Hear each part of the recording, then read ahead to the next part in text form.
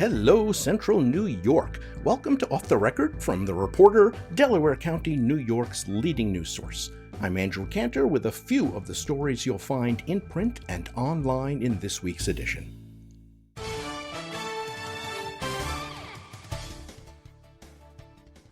This edition of Off the Record is brought to you by Decker Advertising. You might have heard there's an election coming up. What better way to show support for your candidate than with a banner, lawn sign, or car magnet? When the official signs aren't the right size or don't send exactly the message you want, give a call to Decker Advertising and get the banners, signs, magnets, or even hats or t-shirts with your custom message. They'll even help you make sure it looks great. Don't put up a bland Trump or Harris sign when you can do it bigger and better with Decker Advertising. Get a free estimate and maybe some great ideas too. Call them at 607-746-2178 or visit dckr.com. And now here's some of what you'll read about this week.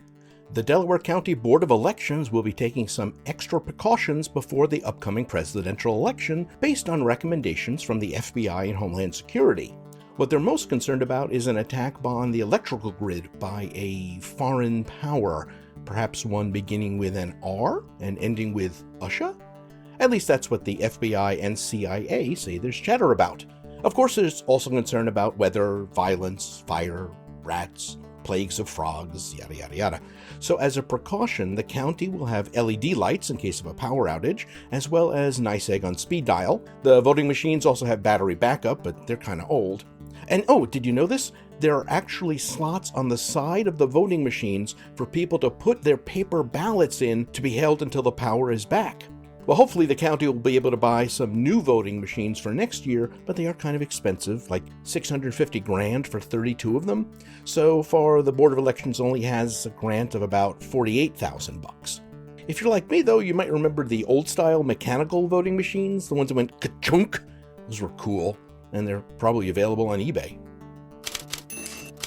If you were interested in checking out some soldiers' big equipment, you had your chance on August 10th. That's when the Walton Army National Guard 240th Engineer Battalion hosted the Engineer Rodeo at the Armory on South Street in Walton. About 40 soldiers from across the state competed to see who knew best how to use their heavy equipment.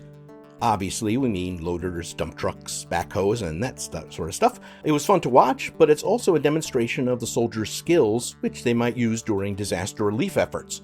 Some of the events mimicked real-world scenarios, like building bunkers and clearing out debris, and others were more fun, like an obstacle course and basketball dunking with backhoes, which could become an Olympic event in 2028. Delaware County might soon have what's called a traffic diversion program. It's not a great name because traffic isn't actually being diverted. It's actually a way for people with traffic tickets to maybe save some money, not get points on their licenses, and take a little pressure off the court system. Basically, instead of appearing in person in court and begging for mercy, drivers could choose to take an online program run by a company called Advent e-Learning. It's like an electronic plea bargain. It doesn't apply to everyone. If you drive past a school bus or you don't yield to emergency vehicles, you're still going to have to throw yourself on the mercy of the rather merciless court. But other people will be able to pay a fine instead and pay to take the course, which altogether runs about $200 to $250. It's still less than being found guilty by a live judge and, having to pay higher insurance rates. And if you're thinking it's like just some video you have to watch, it's more complicated. You actually have to participate, you take spot quizzes, and you got to pay attention. And I mean, you did break the law. The county supervisors will vote on the idea on August 28th, and if they pass it, there's still a few kinks to be worked out, like how local courts would share the revenue, because it all goes through the county system. Local judges can opt out, although so far they seem to kind of like the idea. Walton's got some new regulations for the 70 or so short-term rental properties in the town, like Airbnb. Property owners who want to rent their space for fewer than 30 days will need to get a permit. They'll need to insure the property, pay the county bed tax, and have fire alarms and fire extinguishers and some other safety features, and the property will need to be inspected. What's kind of odd is that part of the new regulations that actually got some pushback, owners of short-term rentals will need to display their permit in a window visible from the street.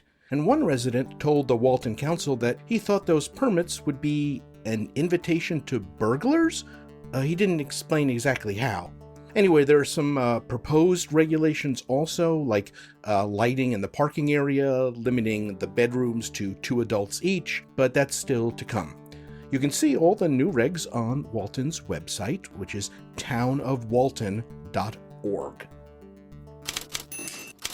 And now we turn to Looking Back. News from the reporter 100 years ago this week.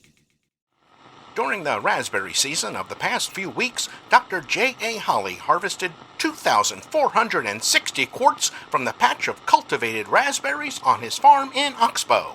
Most of these berries were sold at local stores and brought an average price of nearly 30 cents a quart. Dr. Holly's experience shows what may be done in the cultivation of berries as a side crop on the farm. The berries require but little attention except in the picking season.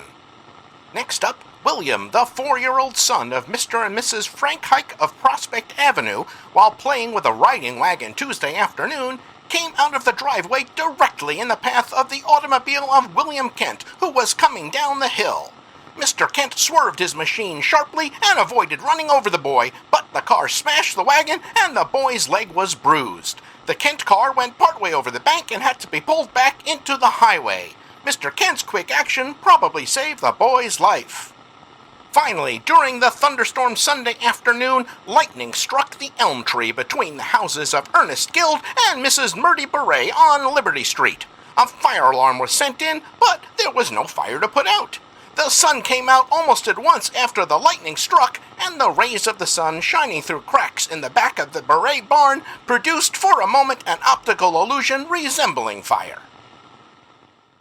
Returning to 2024, be sure to follow the reporter on social media to see everything that's going on at the Delaware County Fair. And if you're going to the fair, pick up your free fair guide at the main entrance to see everything that's happening that day, get a fairgrounds map, and a behind-the-scenes look at how the exhibitors get ready for the fair. And our own Ben Patton will have a photo essay of Monday night's Demolition Derby on our website and our social media, and also in print and on our SmugMug account. Remember, to get all the news that matters to you and your Delaware County community, subscribe to The Reporter at the-reporter.net or call 607-464-4009. We'll see you next week.